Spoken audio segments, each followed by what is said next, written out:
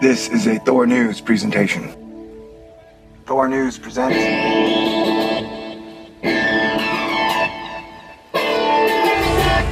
Guys, I'm bringing the party to you.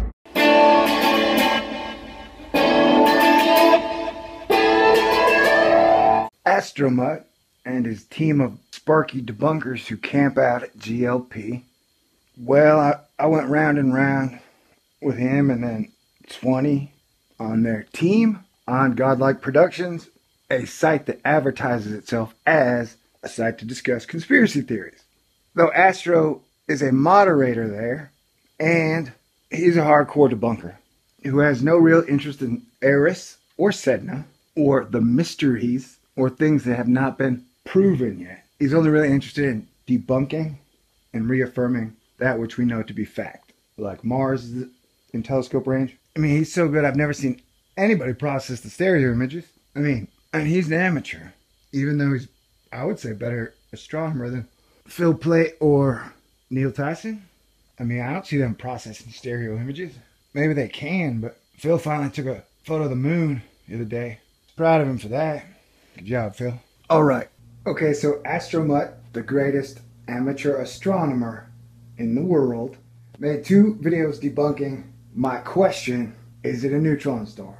And he made 2 mistakes that I can see. Well, I guess technically 3. Mistake number 1, in the comments on my video on my page, he told someone that Venus would not be brushed by Comet C2014 E2 Jacques. Because, as I had put in a video earlier, that Jacques would brush Venus. And if you walk by a peacock and the peacock's tail comes across you, then the peacock's tail has brushed up against you, correct? So he's totally wrong.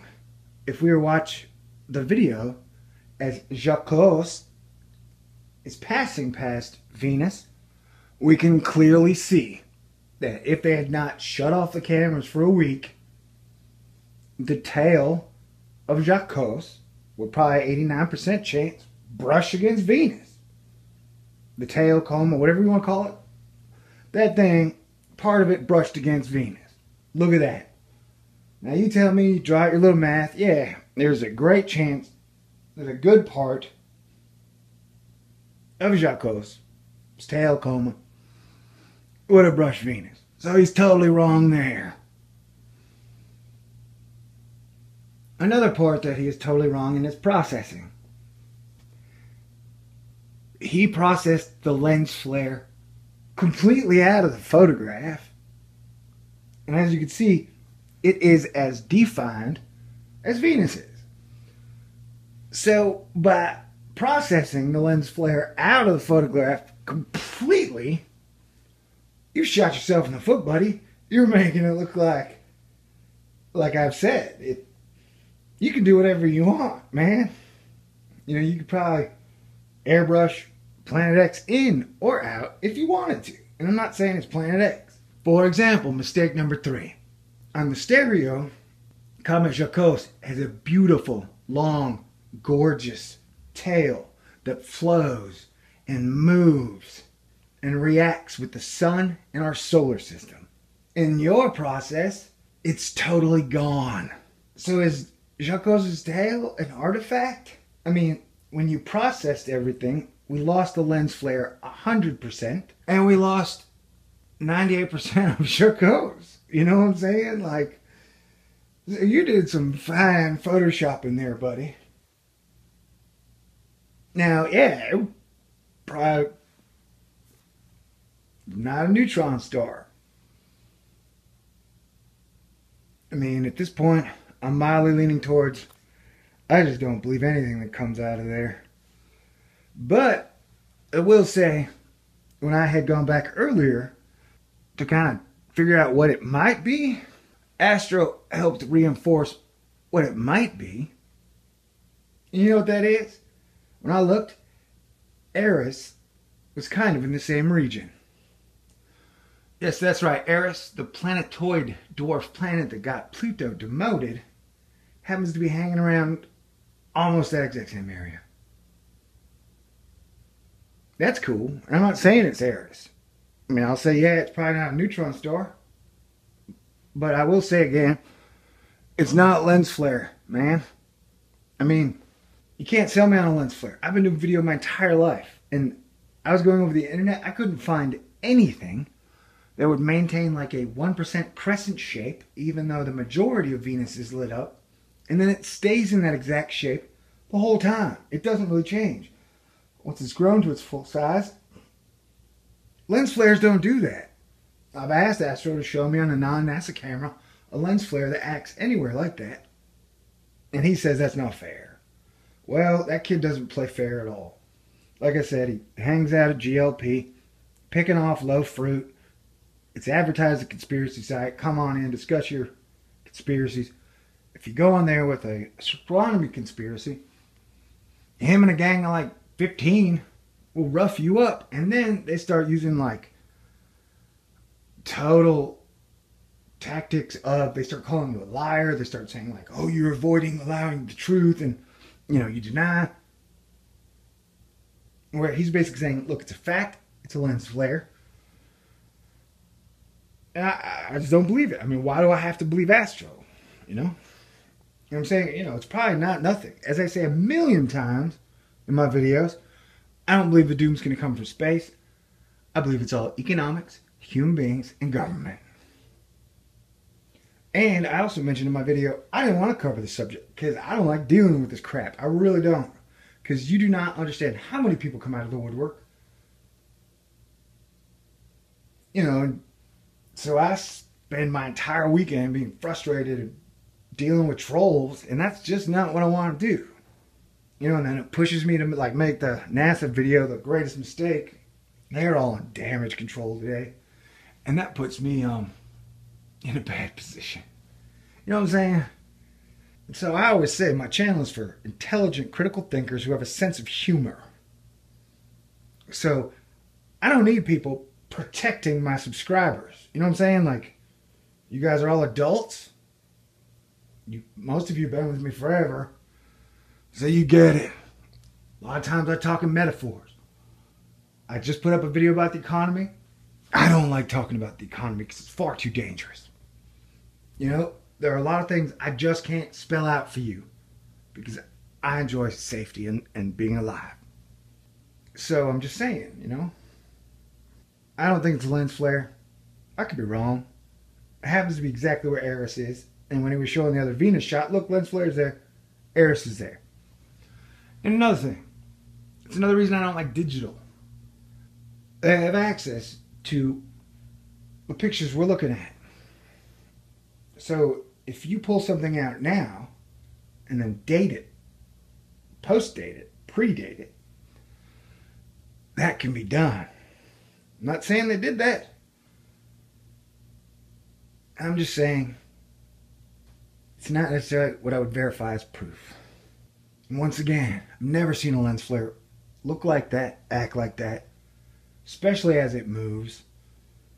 So, the whole thing is just frustrating. But yes, that circle has been there before. And yes, Eris happened to be around the same spot. But, like I said, with NASA totally concentrating on cheerleading for the James Webb Telescope and regulating climate change for President Obama. I'm sorry, carbon-only climate change. Sorry, man-made carbon-only climate change. As far as like sun cameras, stuff like that, they ain't got time, man. So their only real job right now is to debunk stuff. To debunk stuff, to discredit those who ask any questions. And where science knows everything. They know how the Earth was created. They know how the moon was created. They know how old every star they look at is. They know how old the universe is. I don't know jack shit, man. You know what I'm saying? That's why I ask a lot of questions. And it's strange.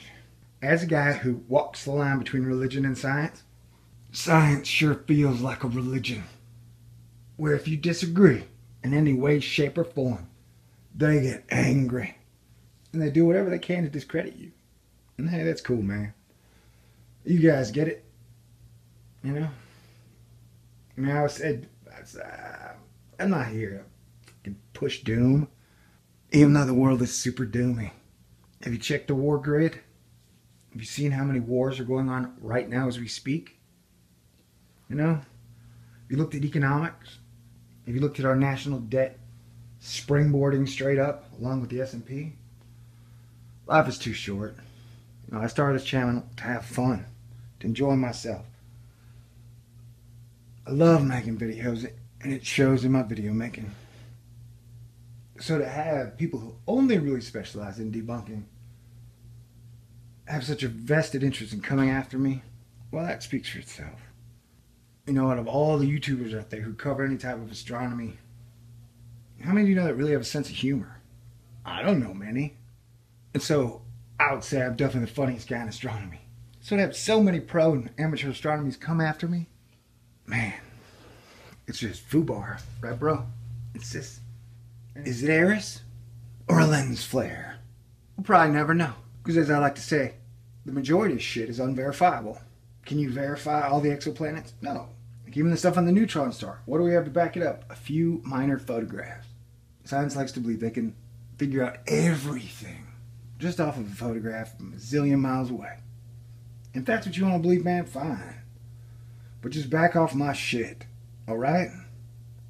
Alright, we've Googled neutron star and we're looking at the images, trying to see if we can find some good photographs. X-ray image of a neutron star inside the Crab Nebula. Mostly diagrams or artist renderings. You got a cool picture diagram of giant neutron star over a city. You got a little baby kind of thingy. We got a photograph here that says stellar. How we can tell that is different than other stars that I know. We'll have to Google. Alright, and here's this one. As you can see, there are 1, 2, 3 little dots. Now, what differentiates them from like that dot and that dot and that dot? I mean, those don't look that many pixels big, you know? And we've still got this photograph. Okay, so far we got 2. Black hole versus neutron star. So as you can see, we've got a lot of animations. We've got a lot of designs of neutron stars, artist renderings, paintings. Right down the corner, that's the first moving photo we've seen from NASA over here. And that I just remind people that the neutron star itself is a theory. The A to Z that we know of it is a theory. Like, to me, a fact is, if you put your hand in fire, you get burned. It's a fact. Everybody I know, they put their hand in fire, they get burned. The majority of our knowledge of neutron star is based on tiny little photographs. The one we're looking at now is the best one we have.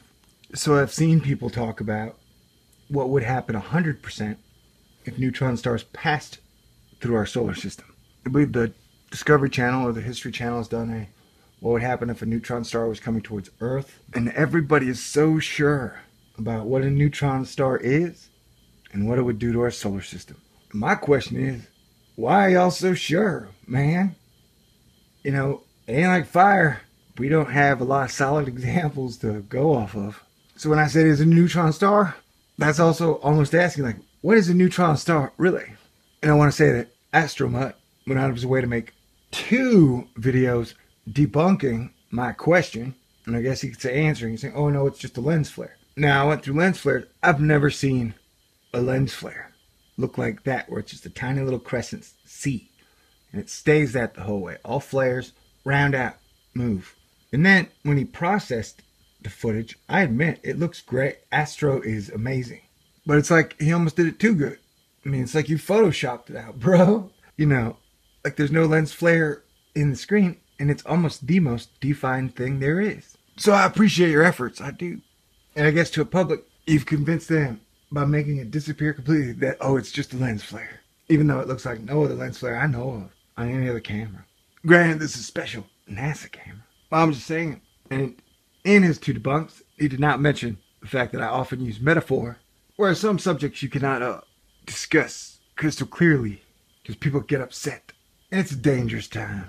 So at the beginning, I'm like, hey, if you're not good at critical thinking and just asking big questions, which means if you think you know all the answers, you got no place being on Thor News, man. And that's you, Astro. So you don't mention the warning that I give. You're almost like a robot that has no sense of humor, has no degree of poetry in your life. Imagine you're a horrible dancer, man. Okay. But you are an amazing amateur astronomer, and your mob control skills, you're almost like a political hitman, man. But so yeah, in your debunks, you were never able to show me a lens flare that is just kind of like the sea and stays the sea, even though the entire body of Venus is illuminated. The only other example you can give to me is NASA cameras, which means the data itself is goofy, because I stick to my assertion that is unlike any other lens flare I've seen. I've only seen it on the NASA cameras, if it is a lens flare. And JP Major from Universe Today agrees with you. It's a lens artifact. I'm sure the cool-ass dude running the stereo cameras would probably agree with you too. But I did happen to notice, when I lined up cameras and shit, it seemed like that's about where Eris should be. Thought that was fascinating. People don't talk about Eris enough. I do wonder why. Like, nobody cares about Ceres and Edna. Nobody cares about Eris and Sedna. Especially not professional or amateur astronomers. Only us YouTube wacko pseudo-astronomers, man. Why is that? And I saw in a comment Astro said, like, Jacques is not going to brush Venus. Well, coincidentally, they cut out the footage where it looked like Jacques was definitely going to brush Venus. So it's like the deck is totally stacked against me, no matter what I do. And I do not appreciate being called a liar. As we've seen, Astro processed it right out of the photograph. So he showed that's possible. So we'll just keep tracking things. But as I always say at Thor News, I don't think the doom is going to come from outer space. I think it'll come from government, economics, and human beings. God bless everybody. Remember, if we're going to fix anything globally, we got to end war. And I know that sounds crazier to people than stopping the climate from changing. But hey, these crazy times. All right. Anyway, God bless everybody. Is it Eris or a lens flare? We'll probably never know. Because as I like to say, the majority of shit is unverifiable.